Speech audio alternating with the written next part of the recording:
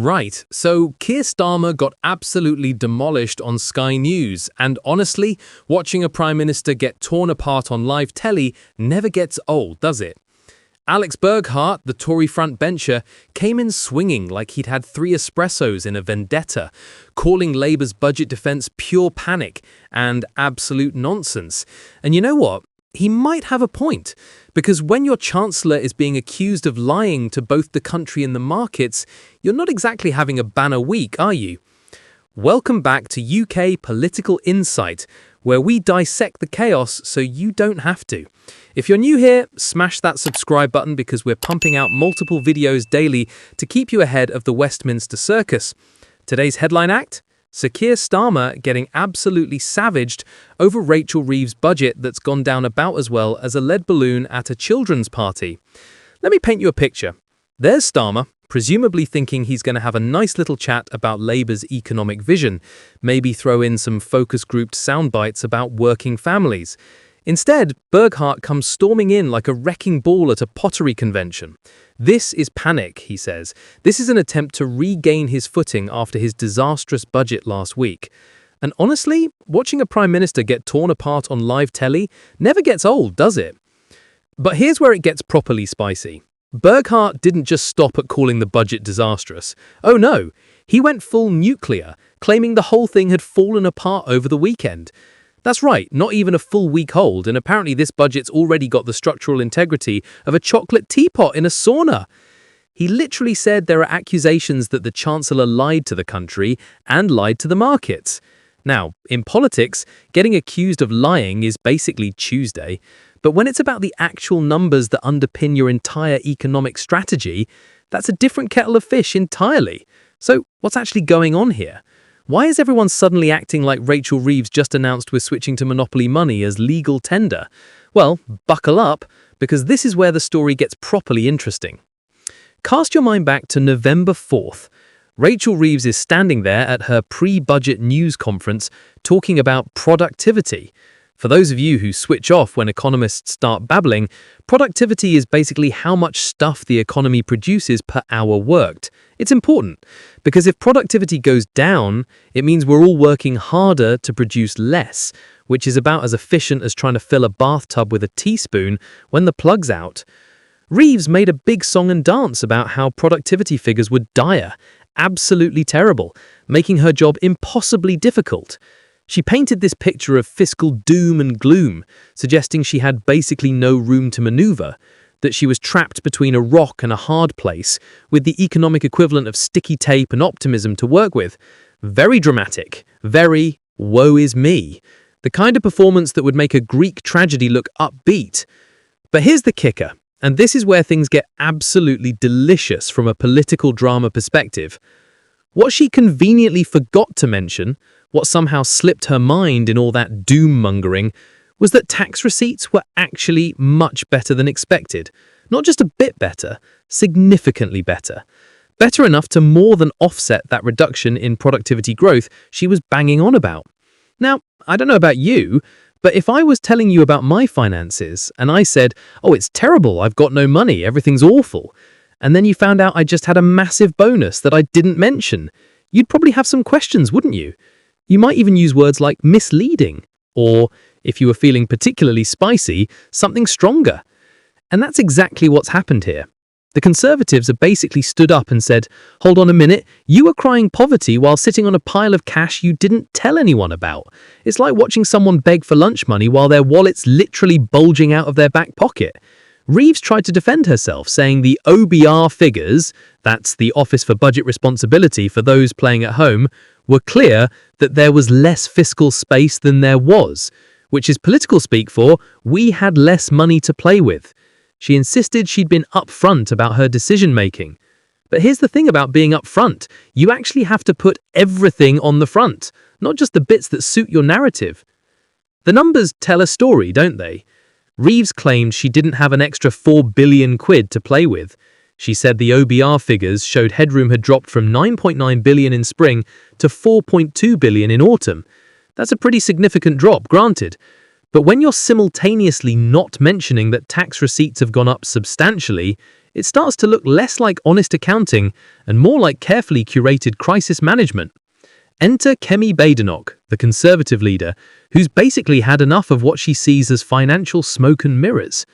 She's not just asking for clarifications or demanding apologies. Oh no, she's calling for Reeves to resign. That's the political equivalent of flipping the table and walking out. Badenoch's not mincing words either. She's straight up accused Reeves of lying to the public. Those are fighting words in Westminster. You can call someone misguided, you can say they're incompetent, you can even suggest they're economically illiterate. But calling them a liar? That's scorched earth stuff. And when you watch Badenoch on these programs, she's not backing down an inch.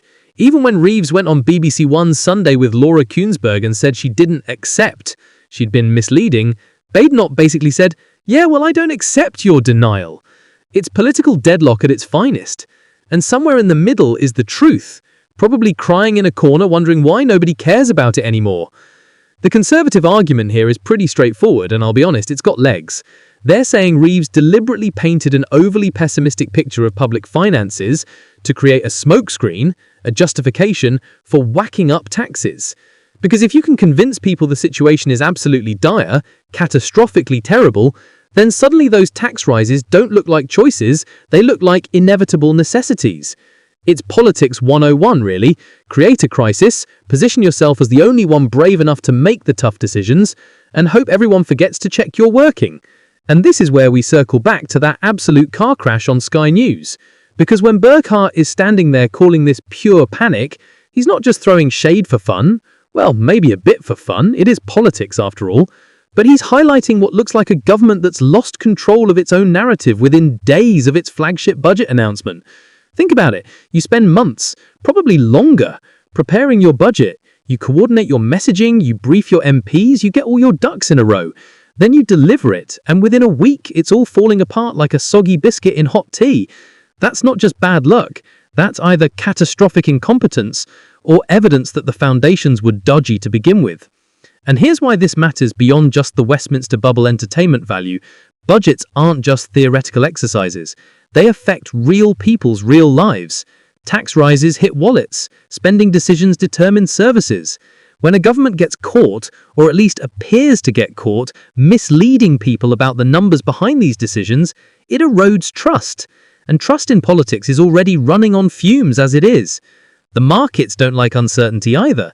Burghart mentioned accusations that Reeves lied to the markets. That's potentially serious stuff. Markets operate on information and confidence. If they start thinking the government's playing fast and loose with economic data, that affects borrowing costs, that affects investment decisions, that affects the pound in your pocket. It's a domino effect that starts with dodgy numbers and ends with everyone paying more for everything. But let's be fair for a second, because balance is important even when we're having fun. Governing is genuinely difficult. You inherit situations you didn't create, you have to make decisions with imperfect information, and you're constantly caught between what you want to do and what you can actually afford to do. The fiscal headroom really did shrink. The OBR figures don't lie about that. The economic situation genuinely is challenging. However, and this is a massive however, there's a difference between facing genuine economic challenges and selectively presenting information to support a predetermined political agenda. If you're going to stand up and say times are tough while withholding information that makes them look less tough than you're claiming, you're going to get called out, and rightly so. What makes this whole situation even more entertaining from a political theatre perspective is watching Labour try to hold the line. Starmer's out there defending Reeves, saying she's being transparent, saying the Conservatives are just playing politics, which is a bit rich because playing politics is literally everyone's job in Westminster. That's like a fish complaining that water is wet. The government's position seems to be that they've been totally honest, the Conservatives are being unfair, and anyone who suggests otherwise is engaging in partisan attacks. But when you've got numbers that don't quite add up to the story you told, that defense starts looking pretty thin pretty quickly. And you can see it in how they're responding to questions now. There's that defensive tone, that slightly rattled energy that comes from knowing you're on the back foot. When Reeves says she doesn't accept she was misleading, that's not exactly a robust defense, is it? It's not, here are the facts that prove I was completely transparent. It's more, I don't agree with your characterization of what I did. That's lawyer language. That's the kind of thing people say when they're trying very hard not to say something that can be used against them later. This whole debacle raises bigger questions too. If Labour can't get their flagship budget through a single week without it collapsing under scrutiny, what does that say about their readiness for government? They've been in power for months now, not years. The honeymoon period's barely over, and already they're firefighting accusations of dishonesty over fundamental economic policy. The timing couldn't be worse either. We're heading into winter. Cost of living is still pinching, people are nervous about their finances, and the government's economic credibility is taking a battering on primetime television. That's not ideal optics. That's not even close to ideal optics. That's more like worst-case scenario optics. And while all this is happening, the Conservatives are absolutely loving it. After getting hammered at the election, being accused of economic incompetence themselves, now they get to sit back and watch Labour implode over exactly the kind of issues they got destroyed over. The schadenfreude and Tory rhymes must be absolutely off the charts right now. But here's the thing that really matters. Beyond the political point scoring, beyond the entertainment value of watching Starmer get torn to shreds on Sky News, this is about accountability. It's about whether we can trust the numbers our government gives us. Because if we can't trust a chancellor when she presents a budget, what can we trust? So where does this leave us? Well, Labour's in damage control mode. The Conservatives smell blood in the water. And somewhere Rachel Reeves is probably wondering if she should have just been completely transparent from the start. Because as any good spin doctor will tell you, it's not the crime that gets you, it's the cover-up. Or in this case, it's not even the numbers, it's what you chose not to mention about the numbers. This story is not over, not by a long shot. There'll be more questions, more interviews, more opportunities for politicians to tie themselves in knots, trying to defend the indefensible or attack the unattackable. And we'll be here covering every glorious moment of it. That's all for today's dive into the Westminster Chaos Factory. If you enjoyed watching British politics eat itself alive in real time, do me a favor and hit that like button. Subscribe if you haven't already, because trust me, with the rate this government's going, we'll have plenty more content coming your way faster than Labour can U-turn on a policy pledge. Drop a comment below telling me what you think. Did Reeves mislead the public? Is this much ado about nothing? Is Starmer's government already falling apart? I want to hear from you. Share this with anyone who needs to understand why British politics is absolutely bonkers right now. And I'll catch you in the next one, where we'll undoubtedly be covering whatever fresh disaster has erupted by then. Stay sharp, stay informed, and remember, in British politics, the chaos is the point. Cheers.